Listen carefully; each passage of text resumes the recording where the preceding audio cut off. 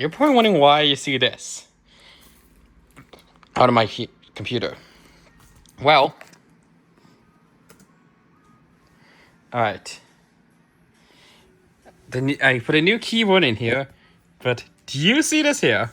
So this one didn't have it, but when I did function in space, it didn't actually just do space. So I was curious. So the keyboard I got, I could function space. You see that? And even Windows is reacting to it. I replaced it with a backlight keyboard. This is only the Windows 11 key, and hallelujah, it actually works. Although this is only, the recovery meter is only 10, but this keyboard most likely is not from a Gen 1 like this one. This is from a Gen 2 that had Windows 11 inside. Most likely, because the Gen 2 came with an 11th gen processor, if I recall. Not 10th gen. But it does work here because they're interchangeable. But I can't contain it.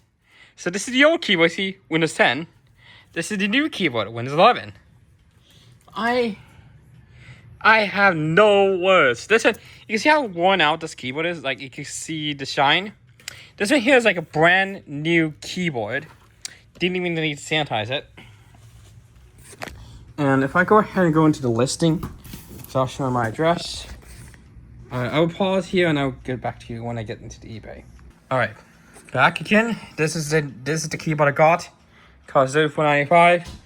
This is keyboard right here. Pushes it there, and it actually says new. So the condition is new, so direct replacement. The only reason is because in the dark, it's really hard to, like, if you lower the brightness, it's really hard to tell which keys you're pressing. With this one here, since the keys are backlit, I don't have to worry about it. It's just lucky that these t14 Gen 1 models have support for a backlight keyboard. So, and it does still work. So I did make sure I made it.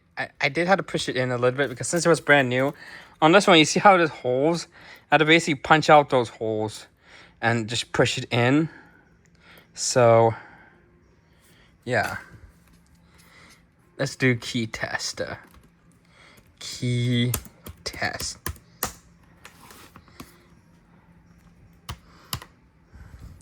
So we already know the Windows key works. Yep. Let's actually do that so I can test all the keys. Yep.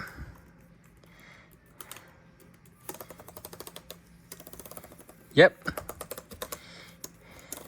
Basically, I kind of refurbished the computer using this method. Oops. I want to escape. Okay.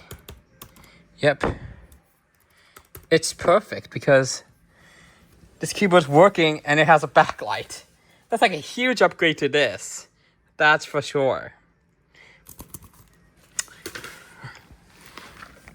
Now, the E495, the keyboard was replaced basically the same way.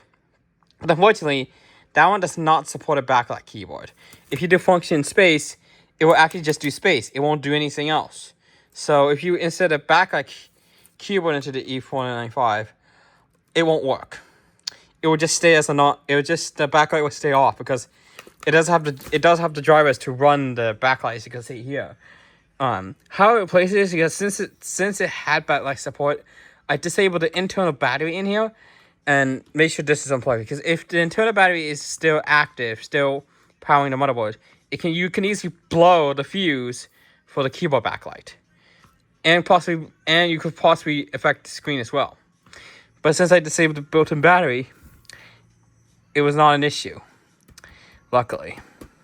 But it's kind of nice that the t14 Gen 1 models had these backlight support, so you could put a backlight keyboard in. even though this model only had a non-backlight keyboard for sold. It's just surprising that it had backlight support. Just that they just put a non-backlight keyboard in to keep costs down, I guess.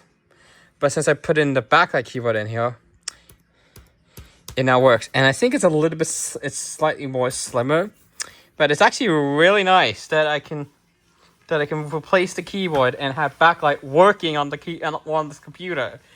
It's such a game changer.